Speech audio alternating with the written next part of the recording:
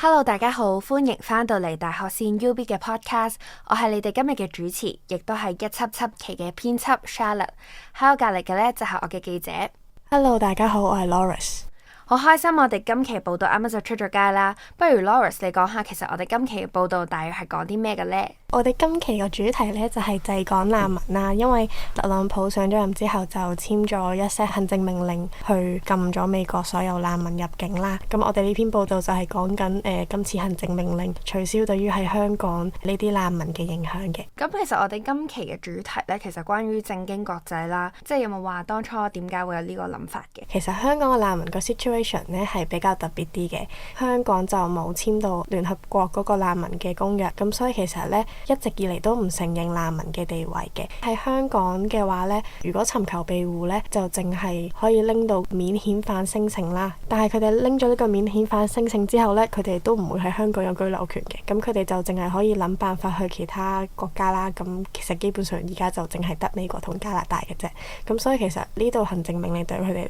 嘅影響係都真係幾大嘅，因為佢哋就而家被逼得咗喺香港呢個地方，然後佢哋又冇其他選擇。咁所以呢一個位呢，就係一個比較值得探討嘅地方。其中我哋有一個 case 係佢已經收到個機票啦，咁但係好不幸地，因為行政命令係1月27號夜晚開始生效啦，咁但係佢個飛機呢，就30分鐘之後先至到境，咁所以就好無奈咁樣取消。講緊其實佢已經有美國佢要去到嘅時候住嗰個地方去住址添，因為美國嗰邊會有啲 NGO 幫佢揾咗地方住啦，即係佢已經有埋個地址啦，跟住有埋機票，乜嘢都搞掂晒，但係其實就係臨尾 last minute 取消咗。呢樣嘢係真係幾震驚。講翻呢個審核，即係可能無論係入境處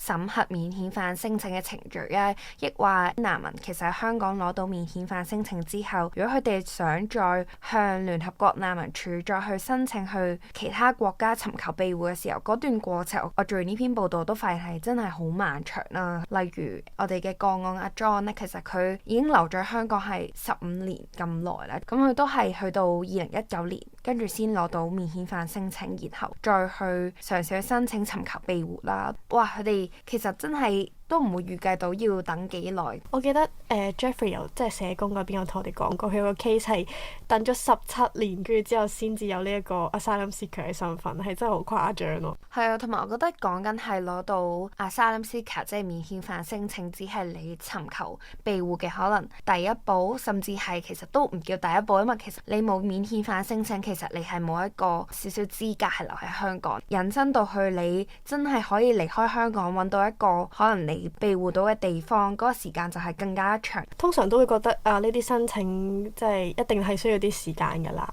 可能通常嚟講就可能1-2年咁樣啦，都已經覺得好耐㗎嘛，即係對我哋嚟講。但係其實講緊佢哋可能都要，我記得免遣返申請嗰個平均時間好似係8年咯，仲要再加埋 USRAP 即係美國嗰個難民計劃嘅申請時間係真係好漫長。同埋其實好多難民呢，即係我哋同 John 做採訪嘅時候啦，咁我都有發現嘅，佢就有講到話第一次佢哋做 interview 嘅時候，佢嗰時英文就未係咁好啦，咁所以佢哋要揾啲翻譯啦，去同佢哋即係申請嗰邊講翻其實發生咗啲乜嘢事。佢經歷咗一段時間之後啦，咁佢就終於開始適應香港嘅生活啦，可能繼續生活咗幾年咁樣啦，跟住之後佢就要上呢一個即係美國難民計劃嗰個 orientation 啦，因為佢哋要知道究竟喺美國點樣生活，然後再去到一個新嘅地方重新適應當地嘅生活。呢個位我覺得係好難去想像佢哋要係咁不停咁樣適應咯。係啊，同埋我覺得佢哋都無法預計自己可能會去邊個地方，可能係美國或者加拿大都好，兩個地方同香港嘅文化其實本身都好大嘅差異啦，都莫講話其實香港同佢哋本身嚟嘅地方文化差異都好大啦。但係我覺得喺採訪嘅期間都可以見到佢哋係都冇放棄嘅心咯，即係佢哋知道要等好長嘅時間，但係佢哋都唔會因為咁好似冇咗希望。我喺佢哋採訪嘅過程當中，我都見到佢哋其實有嗰個信念，同埋都好相信終有一日會有一個攞到佢哋庇護資格嘅一個地方。即係我做採訪嘅時候，我都覺得佢哋好堅強，竟然可以等咗咁耐。尤其是阿 John 係真係，佢個 case 係真係，我會覺得好難接受。呢個俾咗係我嘅話，即係臨出發嘅時候先話，唔得啊，要取消咁樣。好記得佢嗰時話係佢屋企足足用咗3日嘅時間啦，跟住先去慢慢好似接受到呢一件事。跟住我嗰時聽到其實都覺得有啲心噏咯。佢一家6口咁多人，完全準備晒，包括係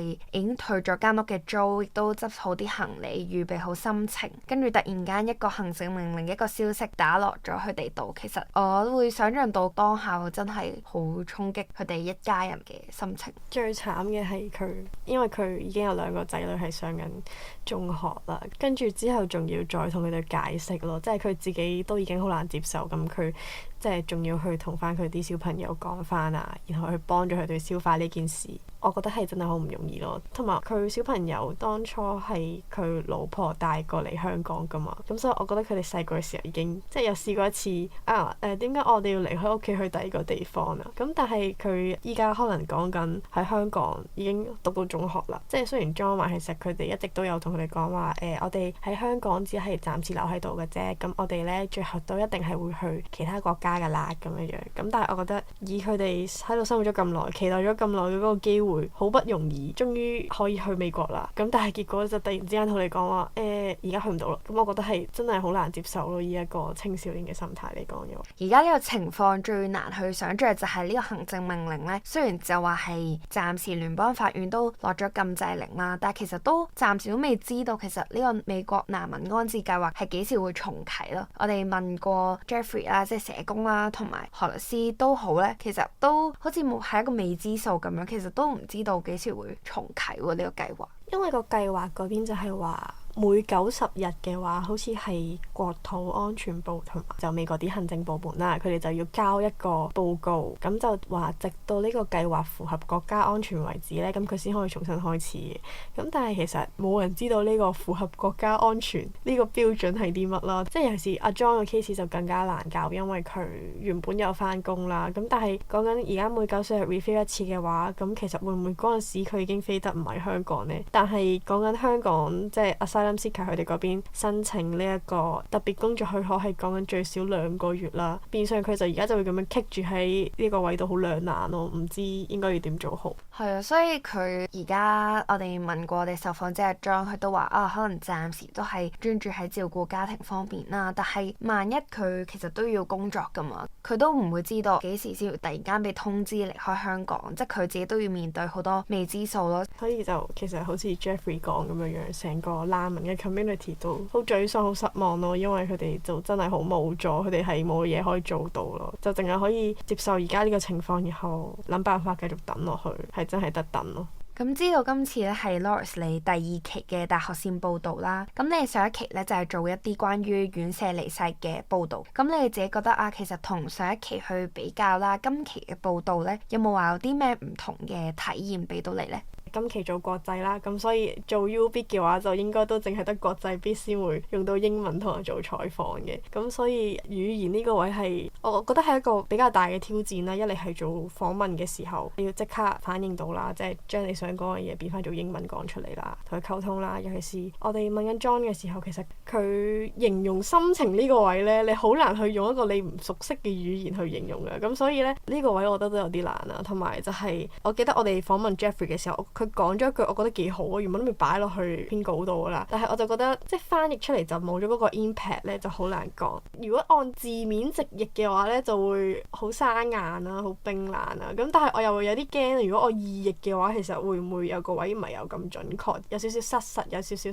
失真咁樣樣咧？呢個位我覺得係會有少少 struggle 咯。佢係講 I truly believe America is a shining light on immigrant society. America is not white, it's a colourful society. 呢一句要點樣樣 translate 做中文都仍然有嗰種 impact， 我覺得係好難㗎，所以最尾我就冇加到，同埋都有啲唔知我應該係插喺邊個位個 flow 會好啲咯。所以我覺得今期我哋做國際其實真係一個好特別嘅體驗。我哋有4個訪問啦，其實3個咧都係要用英文去做啦，覺得好考驗我哋點樣同受訪者去溝通同埋協調啦。啱啱 Lawrence 都有講話，其實可能有啲受訪者冇咁善於表達自己嘅感受，靠我哋作為記者或者編輯嘅角色去引導一個個受訪者點樣去講出佢諗嘅嘢。咁 Lawrence so far 嘅都做咗2期嘅大學線啦，亦都準備緊做第3期嘅報導啦。咁你有冇覺得其實而家做咗2期大學線，有冇學到啲咩係令你覺得都幾有意思或者幾有意義咁樣嘅咧？我覺得係同人溝通呢一樣嘢上面咯，因為我自己就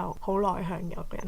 係真係由 A 期開始訓練㗎啦，呢個能力。即係雖然我哋1170啦，即係嗰個 Chinese News Writing 係都有逼我哋出去做街訪㗎啦，即係你一定要喺街度報個陌生人。但係因為講緊今次嘅所有稿單嘅內容都係一定要出街，咁同埋我哋係真係要揾翻一啲比較專業啊，同埋嗰個範疇嘅人士啦。即係有時 send email 呢樣嘢咧，佢哋通常都好耐先覆㗎，咁所以一定係 send 完 email 之後再打電話過去同你講啊，你有冇收到啊咁樣。咁所以其實係變相我而家唔會驚打電話咯，我覺得呢個係好㗎啦，所以係不停訓練緊我呢個同人溝通嘅能力啦。即係今期都係嘅，不過但係今期好啲就係我哋啲受訪者都係一揾佢哋就話應承咁樣咯，所以就我覺得溝通能力呢方面係有好大嘅進步啦。咁但係下期應該會好啲嘅，因為下期有多位記者陪我去做採訪呢樣嘢啦。因為上期同今期都係得我自己一個，所以就被逼獨立。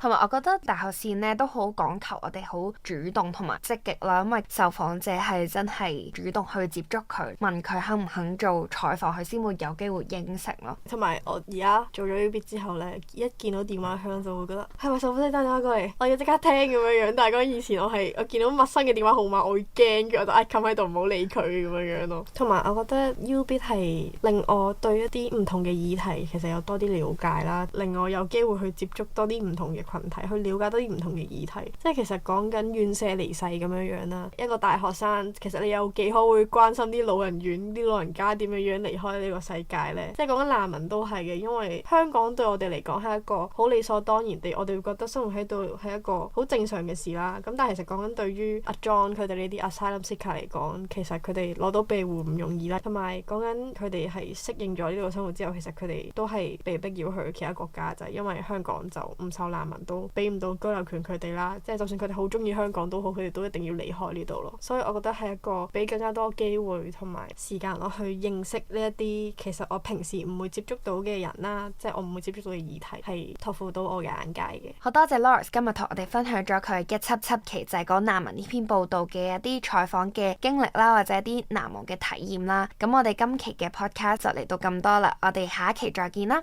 拜拜。